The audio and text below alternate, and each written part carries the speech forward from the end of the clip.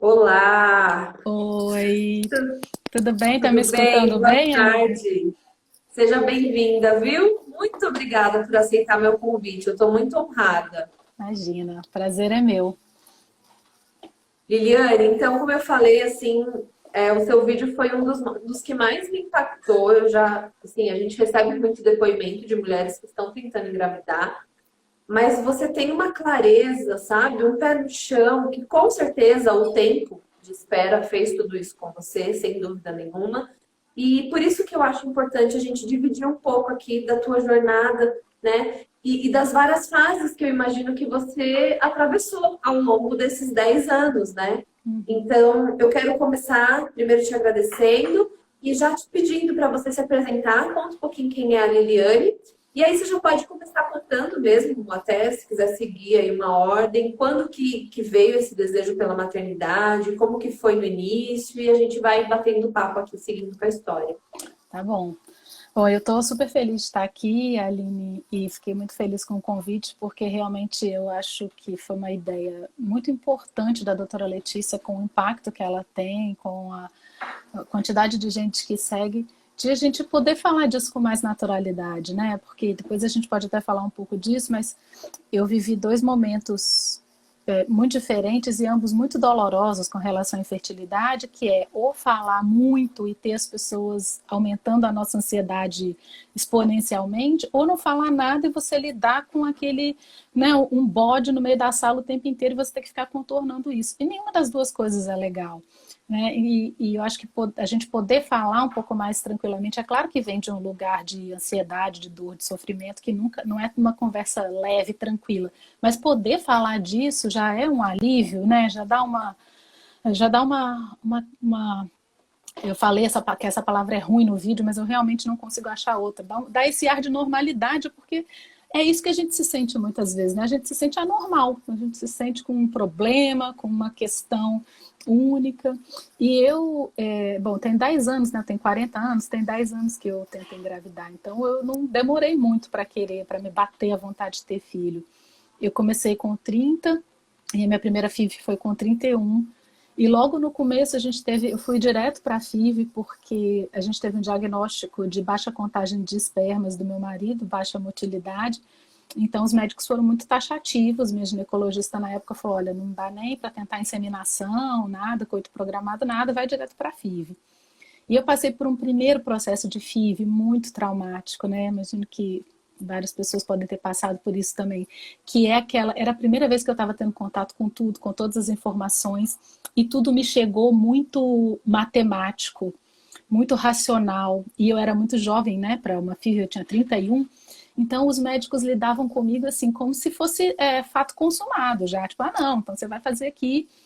Eu tenho ovários policísticos, então também meu estímulo era super alto, né? Eu tinha muitas possibilidade de ter muitos embriões e era tudo muito, né, daquele racional, vai dar certo porque faz isso, porque faz aquilo, e eu embarquei nessa. E eu tive um resultado horrível, que foi, eu precisei congelar os óvulos, na época, né, 10 anos atrás, eles não tinham me recomendado congelar os embriões, eu congelei os óvulos porque eu tinha tido hiperestímulo, e a hora que eu descongelei os óvulos e a gente foi fertilizar, nenhum dos óvulos fertilizou. 12 óvulos maduros congelados.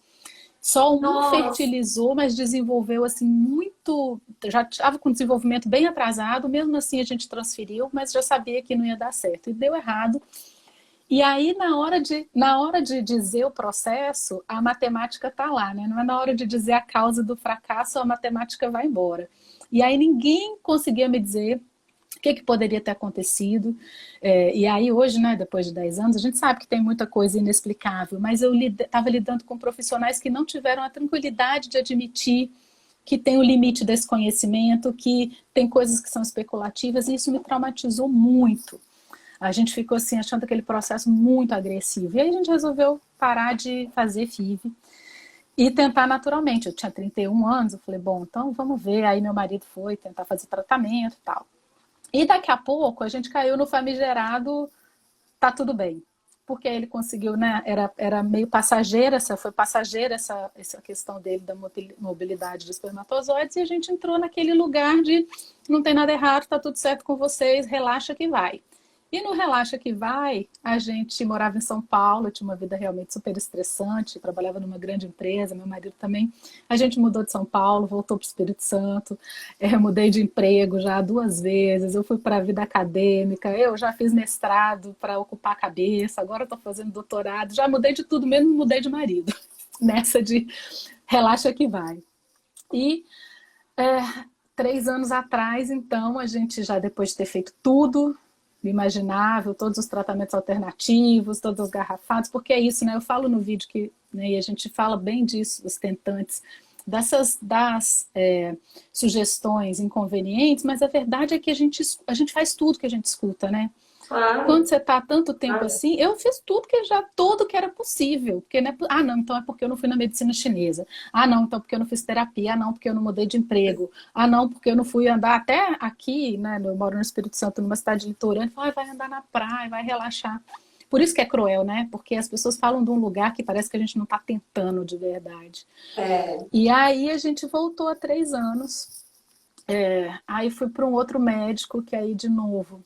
E aí pronto, aí também continuava isso, não tem nenhum problema, mas meu endométrio não engrossava de jeito nenhum. Nunca tinha tido essa questão do endométrio, passei a ter 3 anos atrás. Aí fiz outro estímulo, tive 6 embriões, mas o endométrio não chegava. E de novo me deparei com médicos que eu acho pouco sensíveis para a questão. O médico me dizia a vida inteira para fazer a mesma coisa. Então eu estava com o mesmo protocolo, né, de ou estrogel ou com adesivo, e não crescia. E eu chegava no outro ciclo e falava, não é possível que eu vou tomar hormônio para crescer, não vai crescer, eu vou tomar hormônio para menstruar e depois repete o hormônio. E o endométrio não passa de 6, não passa de 6,5, aquilo estava me dando um impacto físico gigantesco, um impacto emocional gigantesco, porque era, né, luto em cima de luto.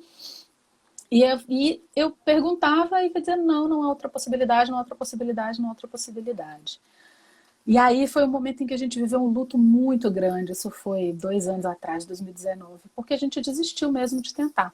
É por isso que eu falo tanto do limite do corpo, porque a gente chegou no momento que falou, olha, o desgaste está tão grande, está impactando tanto em tantas dimensões da nossa vida, que se realmente não tem como, se é isso, então melhor a gente viver esse luto e pensar em outras formas. E aí aquela questão que eu falei, né? Será que eu quero engravidar? Ou será que eu quero ser mãe? E a gente chegou até nesse momento a dar início ao processo de adoção. E eu acho depois a gente pode falar mais disso também, mas eu acho essa outra questão super delicada, porque a adoção não é um tapa-buraco, né? Não é uma coisa que a gente põe no lugar para tampar aquele vazio. Então, por isso que eu digo que eu vivi muito esse luto, e esse luto ele ia continuar, né? Mesmo que eu adote, a gente ainda continua no processo. São coisas separadas, são coisas diferentes, né? Que ocupam lugares diferentes no coração da gente. Mas eu vivi esse luto muito grande. E aí, no ano passado, eu já conheci a doutora Letícia, mas eu a vi falando, e ela estava falando coincidentemente do endométrio, no dia que eu a vi. E ela falando das diferentes possibilidades de tratamento e das diferentes questões, eu falei, opa, pode ter uma questão aqui. E a gente foi fazer uma consulta com ela, contou a história inteira. E o que mais me surpreendeu, me chamou a atenção, foi ela ter dito o que ela sabia e o que ela não sabia. Ela falou, olha, tem isso, tem essas N possibilidades que a gente pode explorar, mas tem um monte de coisa que a gente não sabe também. Então a gente pode tentar isso, tentar isso, tentar isso, e vamos ver juntas até onde vocês querem ir, o que vocês querem tentar, o que faz sentido para vocês, e a gente vai discutindo ao longo do processo. E aí você falou uma coisa agora no começo, né, Aline, que é o que eu acho mais importante e é o que tem sido mais... Por isso que talvez eu tenha conseguido fazer aquele vídeo com tanta calma, até eu me surpreendi, que eu achei que fosse chorar horrores, retomando essa história. Falei, nossa, de onde veio tanta tranquilidade? Porque eu acho que a gente está vivendo um processo com tanto sentido agora. É claro que 10 anos depois a gente já se relaciona com todas essas questões de um outro lugar, né? E essa sensibilidade para o corpo, esse respeito, esse entendimento. Mas o processo está sendo tão pleno e respeitoso no sentido de entender cada decisão que a gente está tomando, cada aprendizado que cada ciclo traz. E a cada aprendizado a gente refazer essa decisão de a gente quer mesmo ir, a gente quer dar esse passo adiante, a gente não quer, a gente quer dar esse passo no escuro, a gente quer dar esse passo nessa direção que já foram e os impactos são esses. Então, finalmente a gente está vivendo um processo que é claro que a gente espera que dê certo. Mas se não der, a gente sabe que a gente viveu o que tinha para viver e foi onde a gente achou que aguentava ir e podia ir. Então, está sendo de um lugar completamente diferente do que eu já vivi antes. E isso tem me dado muita tranquilidade. Claro, né? Com toda tranquilidade é uma palavra difícil de usar nesse processo, porque não é nada tranquilo. Mas eu acho que a gente está vivendo de um jeito mais pleno, mais consciente e com a tranquilidade de ser um processo respeitoso nessas tomadas de decisão, sabe? Então, aqui É. estamos. Nossa, a sua fala é tão poderosa que às vezes eu tenho vontade de dar uma pausa aí por partes. Porque você, Liliane, você meio que significa, assim, simboliza muito de milhares de histórias, sabe? Porque algumas pessoas vão pegar um trechinho e vão falar, nossa, passei por isso, nossa, passei por aquilo. Mas quando junta tudo, é como se pegasse todo mundo que eu converso e colocasse tudo na sua história, sabe? Porque tem isso, né? Acho que o primeiro grande ponto é entender, gente, que o que tem de mais eficiente para gerar um bebê é o nosso corpo sozinho. É isso. É a natureza. Ninguém, nenhum tratamento nunca vai se igualar ao que o nosso corpo faz. Nunca. E o médico, quando ele é bom, ele, na verdade, ele já te explica isso logo de cara, sabe? Então, sempre que eu estou entrevistando algum médico, eu faço essa pergunta, que é meio que uma pergunta que me diz, inclusive, para que caminho eu vou com aquele médico, sabe? Porque por mais que a ciência tenha evoluído horrores e que, graças a Deus, a gente tenha hoje muita tecnologia, né?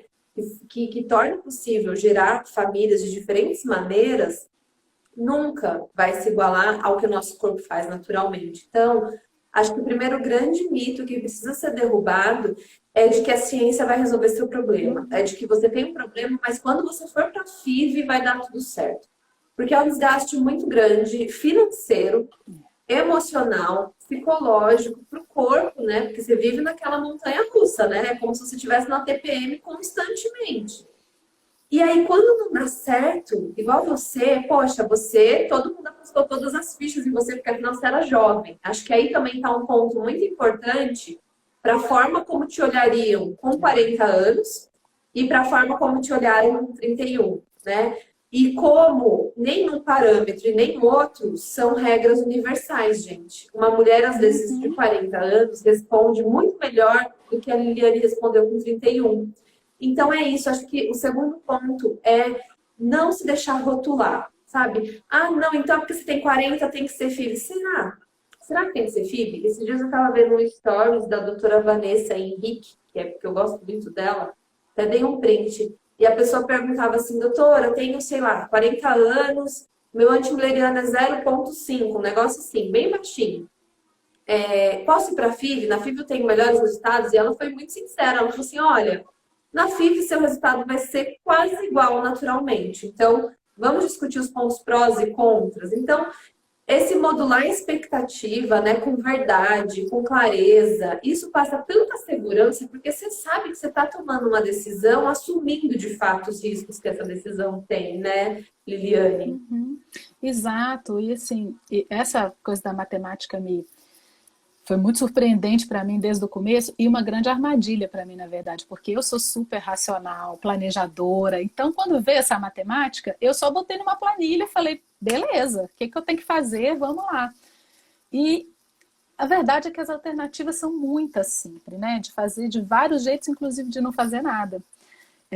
E eu acho que é muito importante a gente respeitar isso e coisas que a gente aí de repente acha uma coisa, né? Que é outra coisa que a gente fica muito se debate muito, de repente acha um sintoma. Eu saí lá do não tem nada, tá tudo certo, para descobrir uma endometriose profunda e o ovário policístico que eu sempre tive, que lá atrás poderiam ter me diagnosticado, só que como eu era muito jovem, era normal meu antimuleriano alto e eu nunca tive falha na menstruação, sempre menstruei regularmente, então ninguém suspeitou que eu tivesse SOP e a verdade é que eu devo ter passado muitos ciclos sem ovular.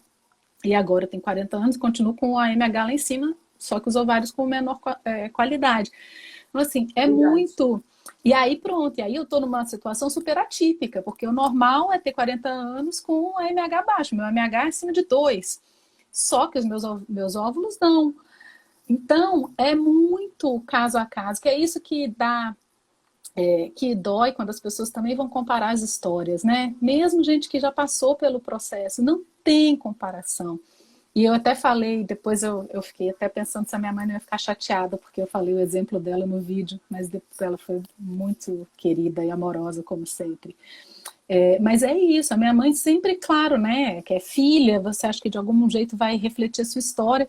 E ela ficou durante muito tempo me contando a história dela, o que tinha acontecido com ela, e é difícil a pessoa sair desse lugar de entender a particularidade do outro, né?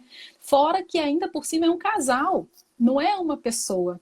Por mais que a gente esteja falando do corpo da mulher, com, claro, né, com todas as questões do corpo que influenciam muitíssimo, é um conjunto de duas coisas, né? Então, eu acho que mas entender isso parece óbvio, mas não é óbvio. Nem a particularidade de cada uma, às vezes eu mesma me pego querendo dizer o que eu fiz ou o que eu deixei de fazer para alguém que está na mesma situação, e nem entender que essa complexidade aumenta porque é uma combinação de duas pessoas únicas. Então, esse é um dos grandes Exatamente. desafios. Exatamente. Não existe regra, né? E o que deu certo para um não significa que vai dar para outra. E isso é muito importante de falar, sabe, Liliane? Porque eu vejo assim, a gente está vivendo de uma forma geral muito 8 e 80, né? Então tá tudo muito polarizado, né? Ou você é preto ou você é branco, ou você é não sei o quê, ou você é não sei o quê. E na verdade o que a gente nós somos seres muito complexos, né? E cada pessoa é um universo inteirinho, assim, não dá para eu chegar para você e te passar minha receita, nem você me passar a sua receita, porque não dá. Eu sou completamente diferente de você, né? Então, acho que isso também é uma coisa muito importante que eu queria reforçar, até anotei aqui, da individualidade e de você se respeitar, sabe? Porque a grande cilada de quem tá tentando engravidar é se comparar. Primeiro, porque quando você quer engravidar, você só vê gente grávida, né? Impressionante, assim. Igual quando você quer comprar um carro, né? Você quer aquele carro, você vê aquele carro em todo lugar que você vai. Aí você fala, caramba, como assim? Ninguém tinha esse carro, agora todo mundo tem esse carro. Então, vai passando uma sensação de inutilidade mesmo, de impotência, né? De que você não consegue, que você é o problema. E você fala muito isso, né? Desse autorrespeito e do autoconhecimento para entender que não, você não é o problema, você não tem culpa de nada, né? E aí eu queria que você falasse um pouquinho mais desse processo que você vive, porque uma das coisas que eu gosto de trazer é assim, a jornada eu gosto de chamar de desejante, tá? Porque tentante parece que você vai ficar tentando mesmo, né? A vida inteira, assim. Então, eu Bonita, gosto dessa desejante. outra palavra, pelo desejo, E, assim, ela pode ser muito dolorosa, né, essa jornada, muito pesada, ao ponto de você, às vezes, perder a graça de viver. Muita gente me escreve falando isso. Ao mesmo tempo, você pode pegar tudo isso e falar, peraí, o que que isso está querendo me mostrar? O que que eu posso aprender com isso? Né? Que é realmente transformar, ressignificar essa dor. E é o que eu vejo que você fez. Claro que ninguém faz isso porque gosta, porque quer, né? Ninguém escolhe passar por uma dor. Mas eu queria que você me contasse um pouquinho como que foi esse seu caminho de autoconhecimento, sabe? Para que hoje, mesmo sabendo de todas as dificuldades, você não carregasse mais essa mochila de peso, sabe? Isso é bom que você falou isso, né? Que não é uma escolha, porque realmente, se eu pudesse escolher, eu tinha engravidado lá com 30 anos antes de nem fazer FIV, né? Então, não dá pra gente romantizar também esse processo, dizer, olha, porque eu acho que esse é um erro grande, até tem falado muito disso sobre quando a infertilidade aparece na mídia, nos grandes meios de comunicação. É duro porque é sempre a jornada heróica, né? Nossa, tô aqui, passei por todas essas coisas, virei essa pessoa muito melhor e olha aqui o meu filho. E não é assim, né? Não é heróico, não é romântico e nem sempre dá certo. Então, é claro que eu não digo isso para romantizar, mas eu acho que tem duas questões importantes aqui para mim, né? Primeiro, teve um sofrimento muito grande de me questionar em várias dimensões. Então, eu me lembro logo no começo, por eu ter esse perfil mais racional, planejadora, sempre trabalhei em empresa com estratégia, e eu tenho mesmo esse perfil. As pessoas começaram a me falar que eu precisava me conectar com o meu feminino, que eu não estava conectada com a minha intuição, que eu era muito racional, que eu precisava acionar essas dimensões. E por mais que eu tenha tido um processo de autodesenvolvimento nessa direção, que eu acho importante, que para mim, assim, maior aprendizado de tentar engravidar, né, dessa jornada de desejante. Achei lindo esse nome. A consciência que eu fui adquirindo do meu corpo, e de fato acho que ampliei a minha compreensão do feminino, mas por muito tempo eu me fiquei com o meu chicotinho, e depois teve uma hora que eu falei, gente, por que que eu não, o fato de eu não engravidar significa que eu não sou feminina? E que eu não estou conectada com o meu feminino? Eu me dei conta da crueldade que vinha desse lugar, sabe? Então, assim, eu acho que tem uma coisa, tem que tomar um processo que foi muito rico para mim nesse sentido, mas tem que tomar um cuidado com os rótulos que as pessoas vão colocando. Ah, mas isso é porque você trabalha muito. Mas isso é porque você não está conectado com o seu feminino. Isso é porque você não está meditando. Isso é porque você é muito racional. Opa, calma lá. Mas isso à parte, é isso que eu te falei. Liliane, só um parêntese, né? Se fosse assim, então, né? Outro dia eu postei uma pesquisa, né? Assim, olha, se você está tentando engravidar, não está conseguindo, dá uma reduzida na bebida alcoólica, que isso pode ajudar. A gente já sabe que não é legal, né? Aí teve uma pessoa que escreveu assim, nossa, minha vizinha foi alcoólatra a vida inteira, o marido dela também, e eles tiveram 7 filhos. Então, é muito isso também, né? Você relacionar causa e efeito como uma regra universal, né? Não, eu só estou dizendo que se você já está com dificuldade, não piora um pouquinho mais, né? Dá uma chance a mais para você.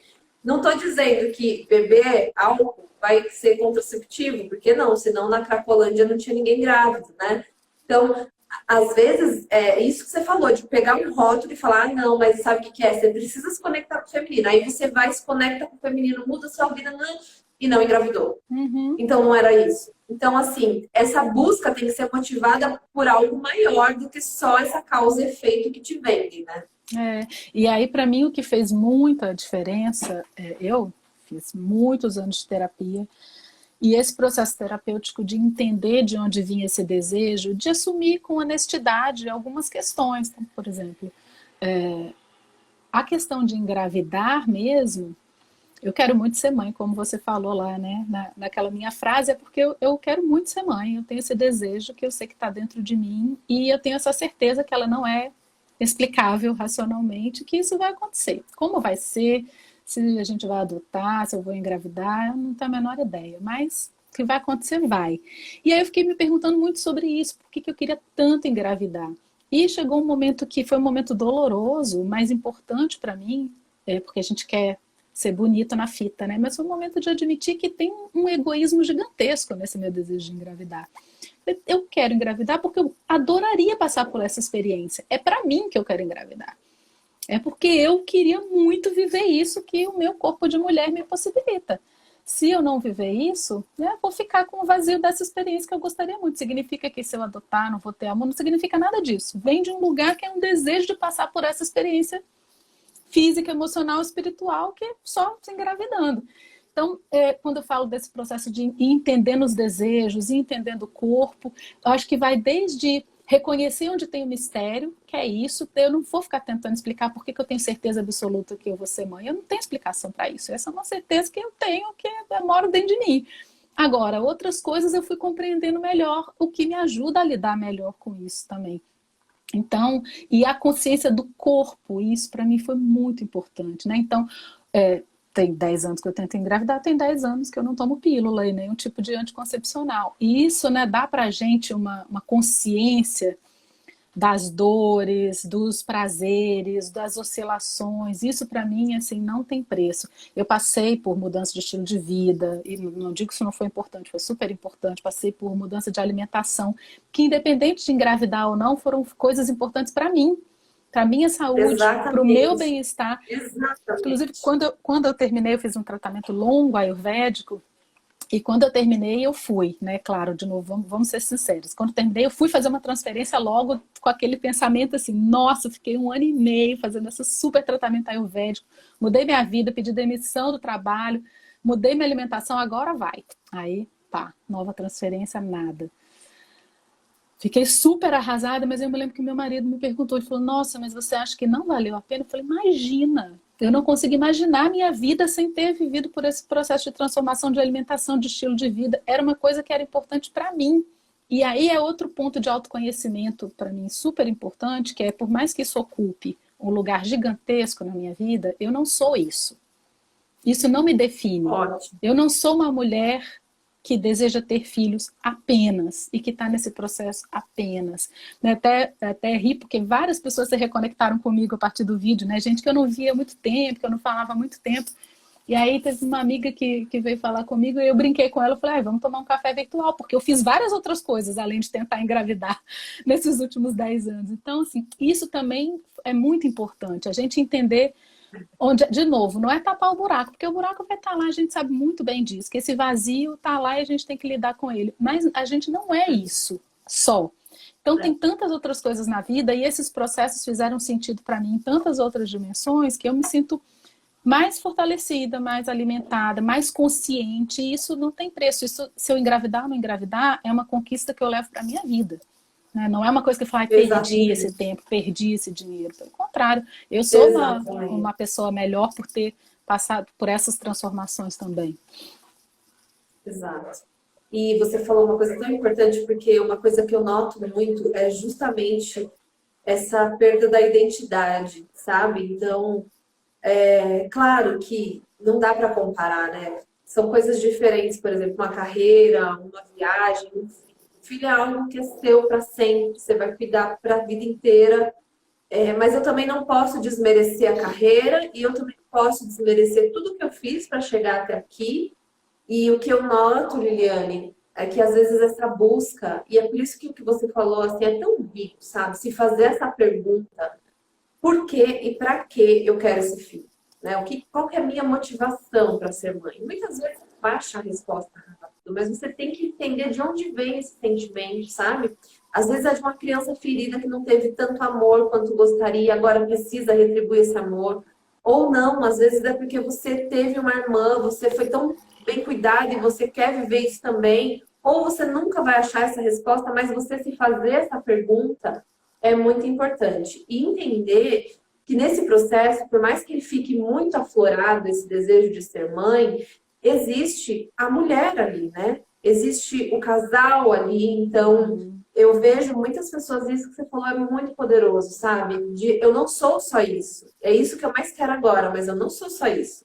Porque tem pessoas que me procuram, que ficaram muitos anos tentando engravidar e que conseguiram depois de muito tempo, e aí quando o bebê chegou, ficou um outro vazio na vida. Por quê? Sabe quando você corre muito atrás de um prêmio? Muito, muito, muito, muito. Tipo, você quer passar naquele vestibular, você quer entrar naquele lugar, e você conseguiu.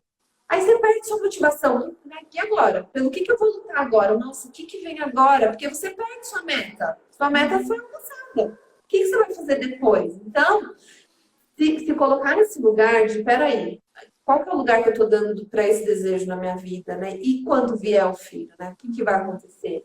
Quantas famílias não acabam, gente? Quantos casais não se separam durante o processo e após a chegada do bebê? Porque não adianta romantizar. Uma criança em casa, por mais lindo que tenha sido, por mais que tenha sido uma espera e que está sendo contemplada, né, com aquele presente, é muito difícil, demanda demais. Então, a palavra é ter consciência, sabe? É não romantizar, é normalizar que a infertilidade é uma doença, que ela precisa de ajuda tanto quanto todas as outras doenças, que você não é diminuído por causa disso. Ninguém que está com dor de dente, que está com dor na vista, a gente não fica, ai, coitadinho, ai, coitadinho. Não, não é coitadinho, né?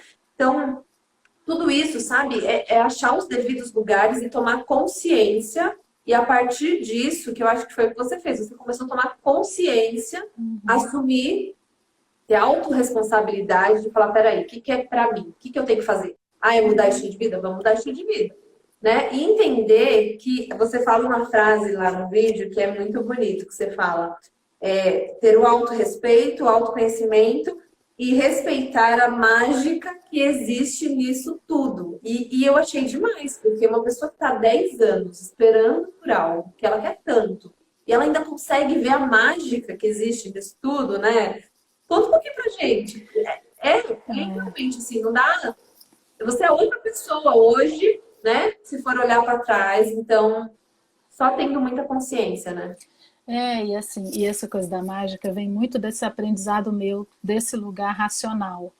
Porque meu ímpeto é querer buscar explicação para tudo, racionalizar tudo, e a medicina, em grande medida, colabora para isso, dá um monte de né, respostas científicas, estatísticas e dados.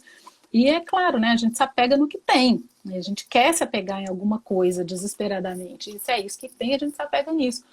Mas hoje eu penso muito nessa mágica. Assim, meu mantra da vida é confiar no processo, em todas as dimensões da vida. Acho que se a gente está no fluxo com a intenção correta, a coisa vai. Agora, para onde a gente vai, a gente nunca sabe. Por isso que eu fico tão preocupada em viver um processo com respeito a mim e respeito a quem está junto e da melhor forma possível. E essa mágica tem a ver com isso, tem a ver com não saber onde isso vai dar e me colocar num lugar de tranquilidade com isso e de saber que pode estar tudo certo e dar errado, pode estar tudo certo e dar certo, e não foi porque agora mesmo eu estou no momento em que eu fiz um novo estímulo, a gente teve novos embriões, e aí a gente decidiu fazer biópsia pela primeira vez, que eu nunca tinha feito. Porque eu sempre tenho muitos embriões, mas os embriões não estavam com a qualidade boa. E agora eu tenho lá embriões biopsiados, euploides congelados.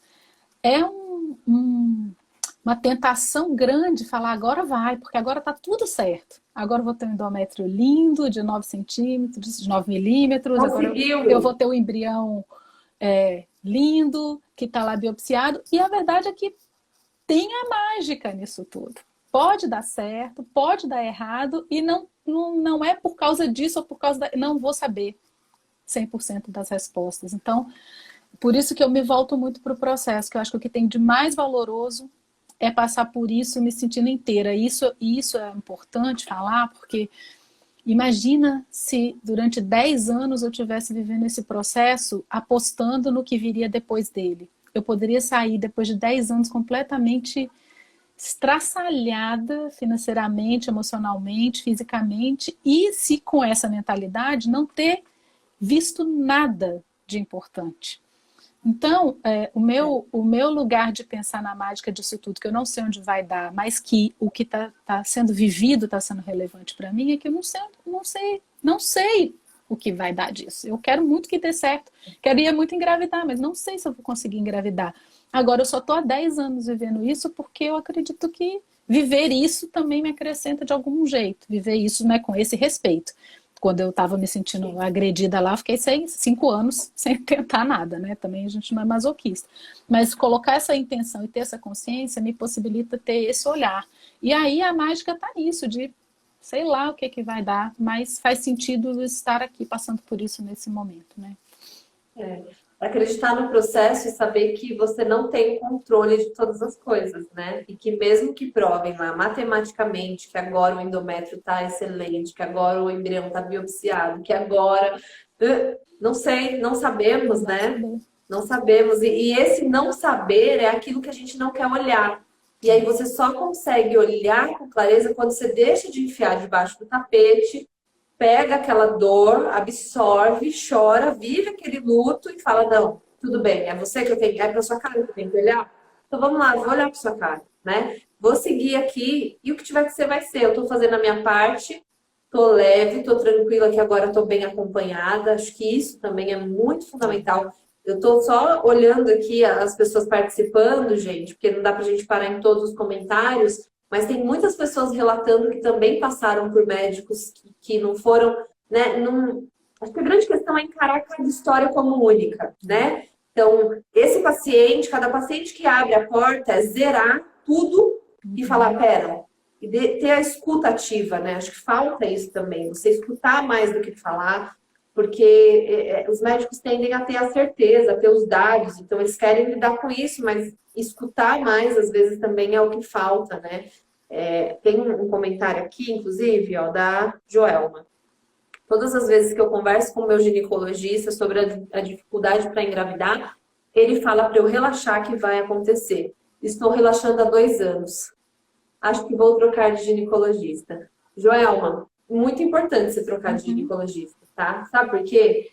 Relaxar que vai engravidar é o seguinte, é quando você está vivendo aquela situação de estresse, que você só pensa naquilo, que o seu cortisol eleva e isso prejudica, sim, os hormônios que vão fazer o sistema reprodutivo trabalhar. tá? Agora, 2 anos, não tem relaxamento, sabe? Porque senão não precisava ter clínica. Era só abrir um monte de spa, né? Então, assim, vamos parar também de... E aí a cobrança é toda sua. Além de ter que lidar com o desejo de engravidar sem poder, você ainda se culpa. Todo dia você pega um chicote, joga lá e fala, não consigo relaxar, por isso que eu não engravido, não consigo relaxar. Para tudo, sabe? A gente está vivendo a era da ansiedade. Todo mundo hoje está ansioso, tá? Não é só vocês. Vocês estão ansiosos para engravidar. Eu estou ansiosa com o meu projeto. A fulana está ansiosa com outra coisa. Mas todo mundo está vivendo ansiedade. Então, essa positividade aí, essa coisa é tóxica, né? Entende seu limite.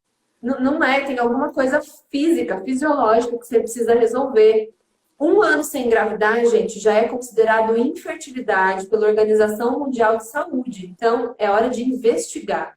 E é isso. Às vezes, descobriu um problema, não fica só nele, sabe?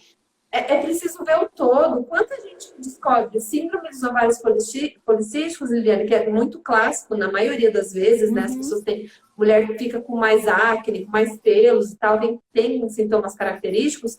E o médico investe tudo naquilo. Aí descobrimos, é a SOP. Vai ver, não era só a SOP. Tinha uma trompa obstruída, tinha um fator masculino. Então, procure um especialista que pegue na tua mão e que faça tudo isso com você. Todos os exames básicos. Então, vamos ver reserva ovariana, vamos ver a esterossalpingografia para ver trompas, vamos ver seu marido, vamos ver estilo de vida.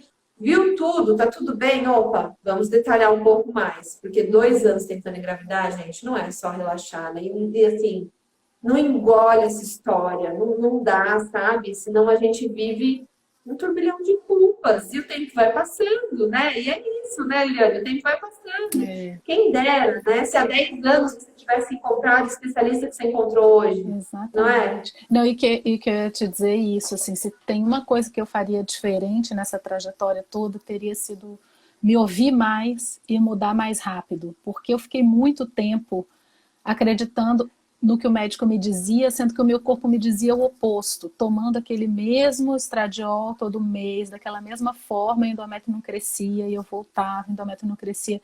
Eu deveria, se eu pudesse fazer diferente, teria antes me ouvido que não é assim.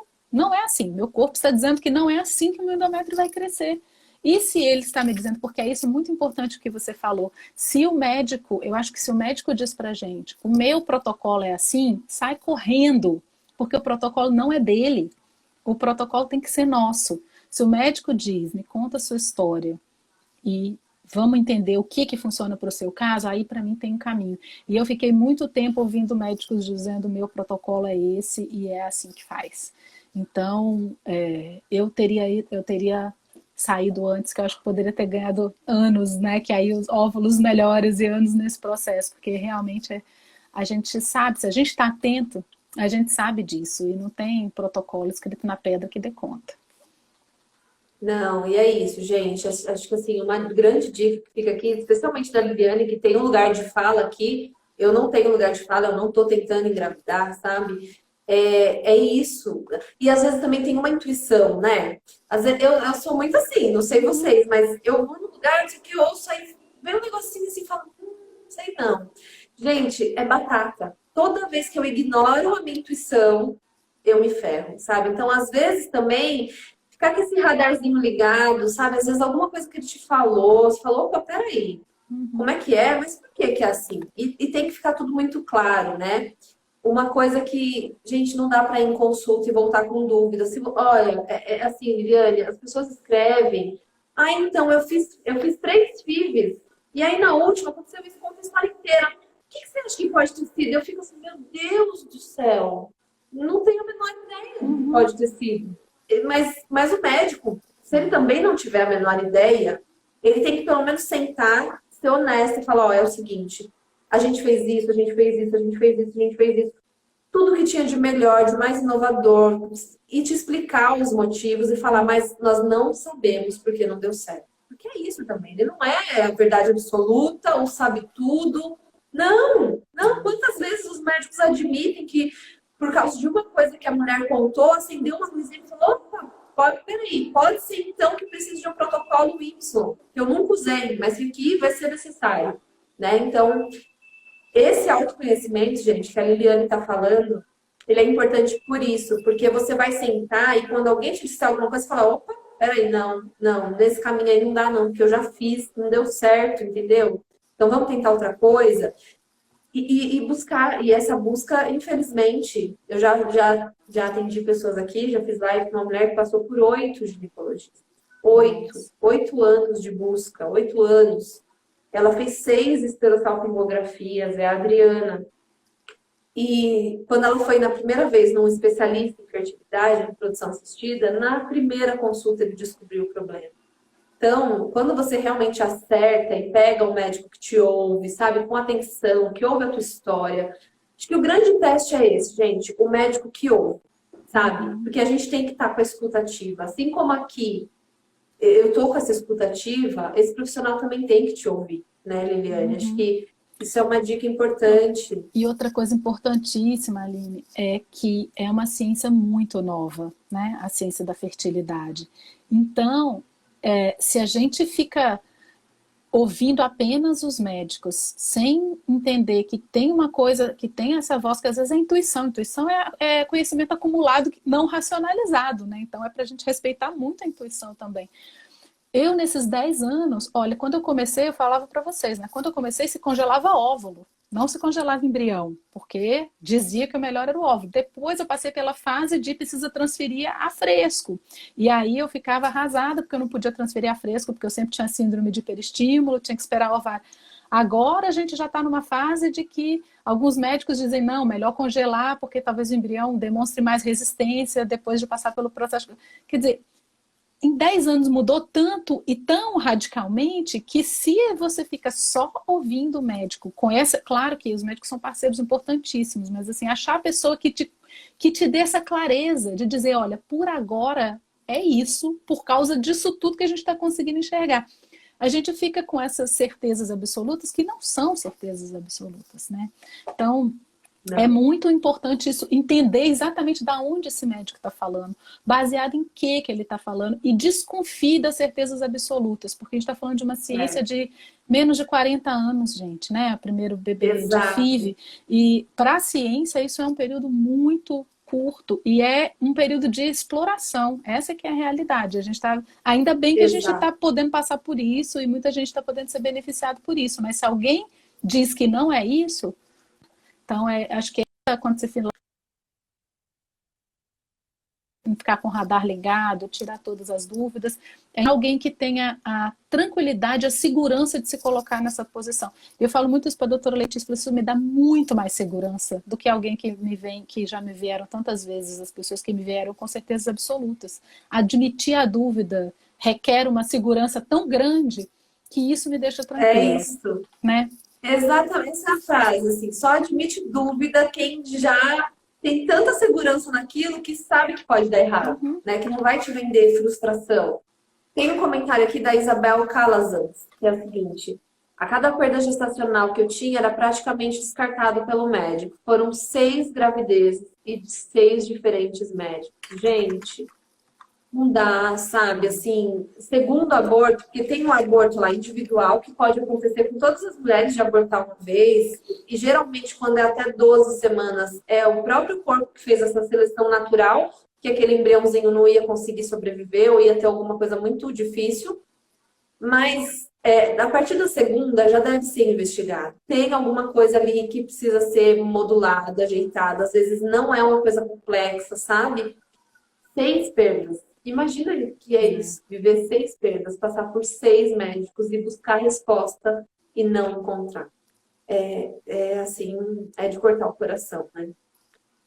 Liliane, tem um outro ponto que eu queria falar com você, que é muito importante que você fala também, do como lidar com as pessoas, né? Que você fala assim, ou você vai lá, abre, escancara para todo mundo que você está tentando engravidar, mas aí todo mundo vai ficar toda hora te perguntando, e aí como que tá? E aí? Aquela coisa. Ou você anula e finge que não é com você, que nada tá acontecendo e que aí é difícil a gente, né? Não existe uma fórmula, cada pessoa vai lidar de um jeito, mas como que foi para você ao longo desse tempo, sabe? E como que é hoje, né? Porque existe uma pressão muito grande, né? Uma cobrança muito grande e às vezes não é por mal. Ainda mais quando é de alguém que a gente ama, nunca é por mal. Mas a gente também não sabe como lidar. É igual quando alguém perde um bebê, você não sabe o que você fala. Para mim, esse foi um grande aprendizado, assim, na tentativa e erro, porque eu sou mais reservada, no geral. Mas quando eu comecei, até por ouvir de pessoas próximas, as pessoas falavam, nossa, mas você não vai falar nem para sua mãe, você não vai, eu tenho uma irmã, você não vai falar nem para sua irmã. Aí eu comecei a pensar, nossa, é mesmo, né? Talvez eu esteja exagerando, não esteja compartilhando. E aí, no que eu compartilhei, a primeira etapa que eu vivi foi essa, foi assim, de tudo. E aí era praticamente cada procedimento que eu fazia tinha uma prestação de contas. Ah, agora tomei hormônio, ah, agora é isso. Quando eu fiz essa primeira FIV, que eu tive que ficar esperando, congelei os óvulos, fiquei esperando 2 meses para ter hiperestímulo, porque por causa do hiperestímulo, minha mãe ficou comigo. Ela não morava em São Paulo, veio para São Paulo, ficou comigo, então ela ia comigo em todas as consultas. E aí eu senti que era demais, porque não era o que eu estava sentindo ali, não era um apoio só, né? E não estou dizendo que era culpa dela, não, era o processo do jeito que aconteceu. Eu estava me sentindo, além de ter que processar tudo que eu estava vivendo, quase como uma prestação de contas ali de hora em hora, dia a dia.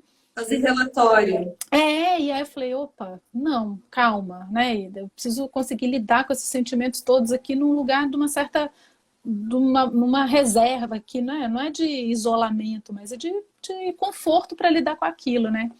E aí a gente passou por um processo depois de não vamos falar com ninguém, então. Então, não, depois da primeira FIV malfadada, então agora todo mundo sabe que a gente está tentando ter filho, mas né, o dia que vier a gente conta. E aí é muito ruim também, né? Agora mesmo, quando a gente voltou para o Espírito Santo e retomou, ninguém sabia. Porque aqui era mais fácil, ninguém precisa saber que você está indo na clínica, nem nada, né?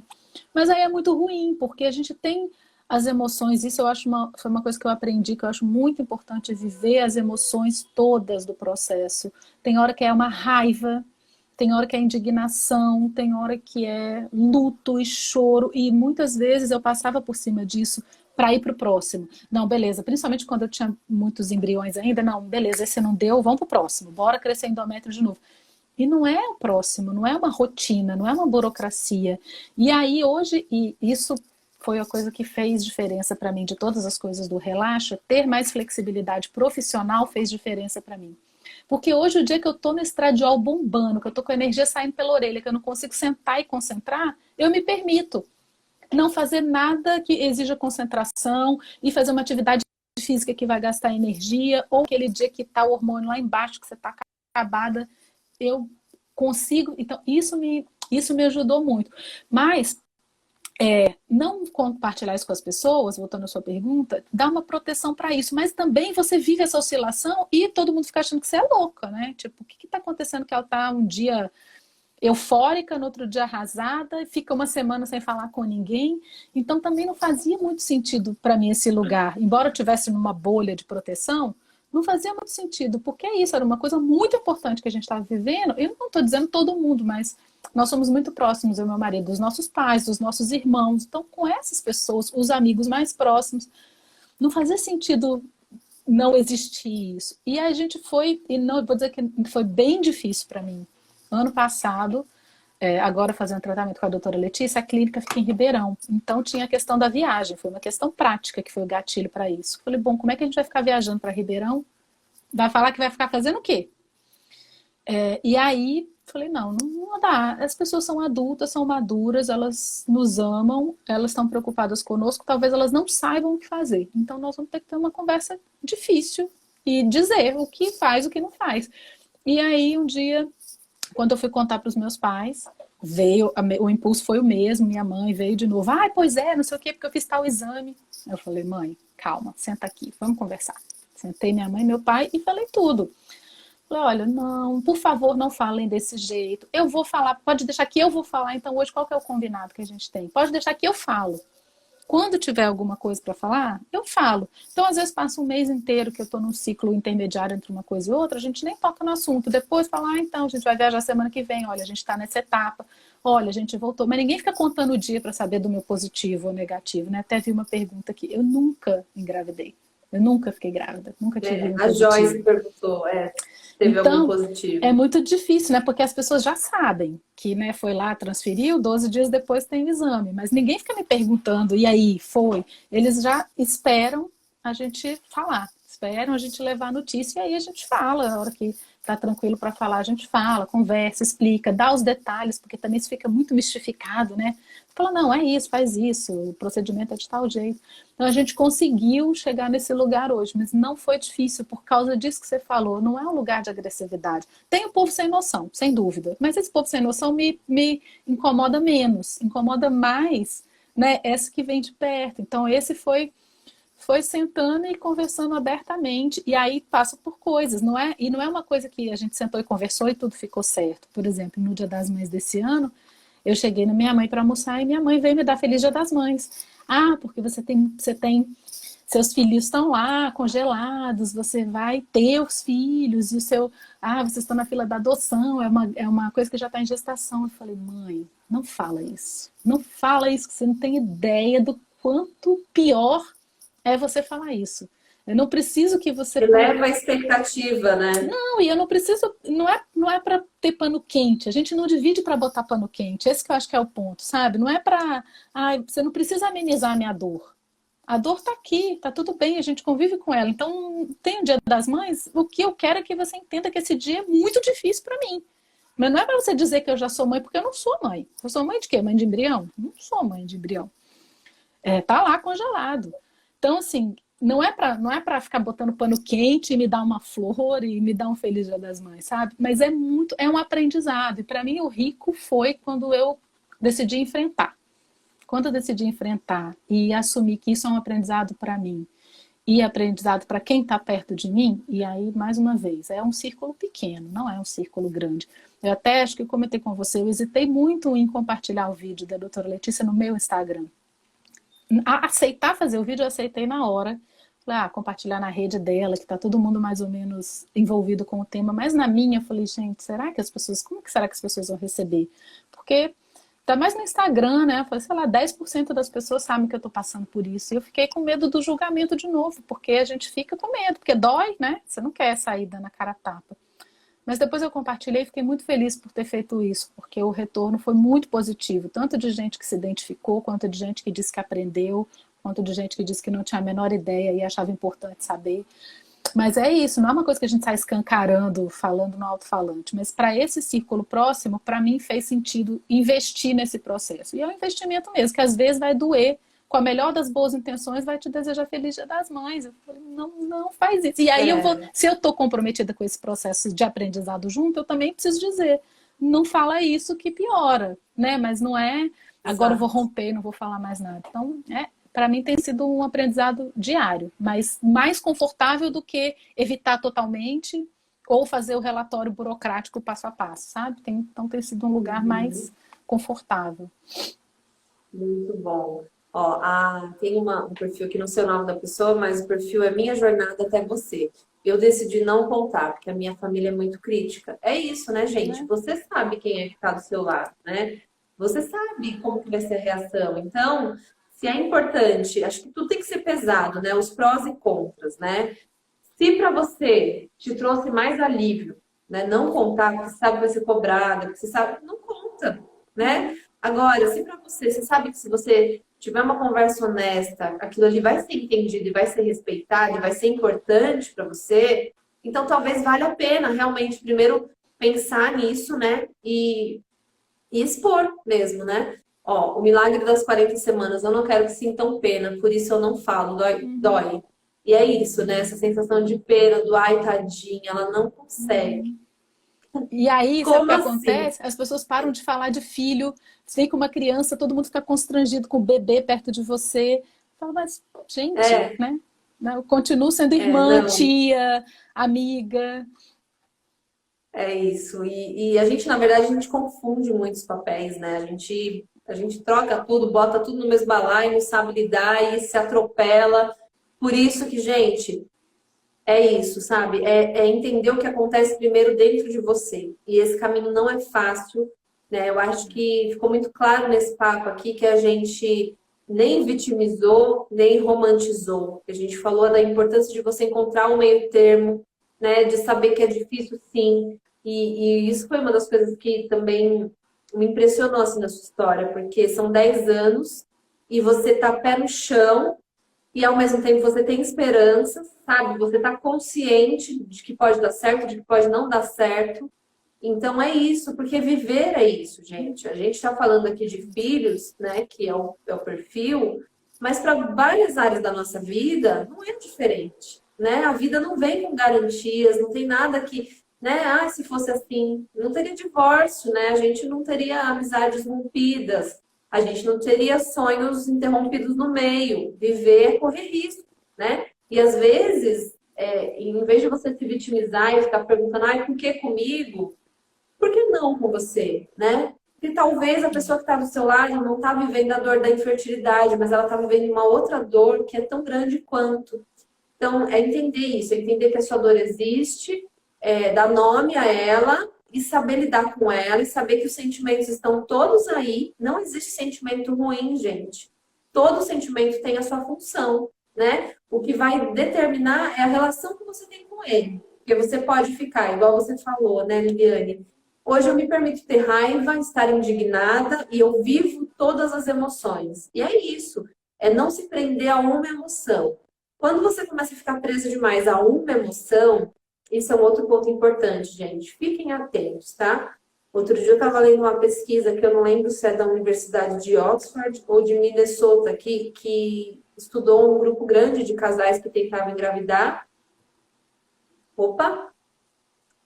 Estamos aí? Vocês estão me ouvindo? Oi, Voltou? voltei.